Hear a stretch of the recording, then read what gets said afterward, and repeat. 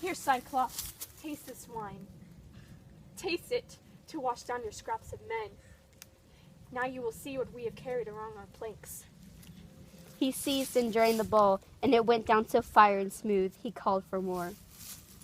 Give me another. Thank you kindly. And what do they call you? They call me nobody. Even as he spoke, he reeled and tumbled backward, his great head lolling to one side, and sleep took him like any creature. Drunk, hiccuping, he dribbled streams of liquor and bits of men. Now, by the gods, I drove my big handspike deep in the embers, charring it again, and cheered my men along with battle talk to keep their courage up. No quitting now.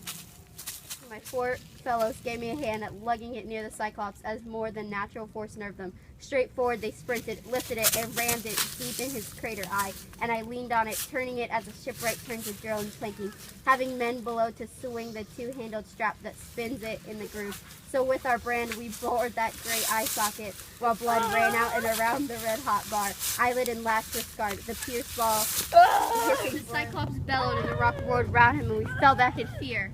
Clawing his eye, he tugged the bloody spike out of his eye, threw it away, and his wild hands went groping. Then he set up a howl for Cyclopses. Cyclops!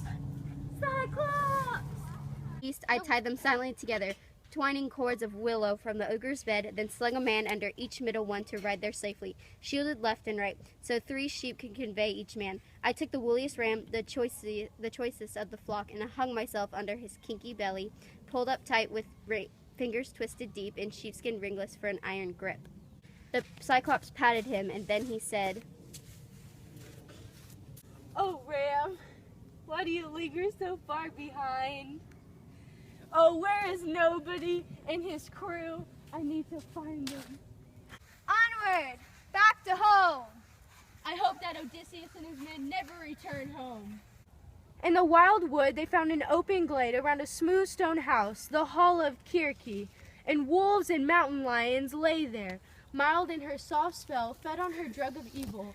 None would attack, oh, it was strange, I tell you, but switching their long tails, they faced our men, like hounds who look up when their master comes with tidbits for them, as he will from table. So reassured, they all cried out together, and she came swiftly to the shining doors to call them in.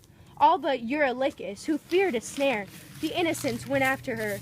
On thrones she seated them in lounging chairs, while she prepared a meal of cheese and barley and amber honey mixed with Pramnian wine, adding her own vile pinch to make them lose desire or thought of our dear fatherland. Scarce they had drunk when she flew after them with her long stick and shut them in a pigsty. Bodies, voices, heads, and bristles, all swinish now, though minds were still unchanged. So squealing in they went, and Circe tossed them acorns, mass, and cornel berries, fodder for hogs who rot and slumber on the earth. Down to the ship Eurylochus came running, to cry alarm, foul magic doomed his men.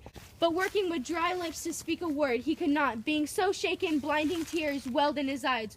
Foreboding filled his heart. When we were frantic questioning him, at last we heard the tale.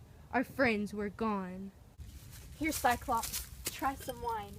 Taste. Okay. Rock roared round him, and we fell back in fear. Here, Cyclops, try some wine.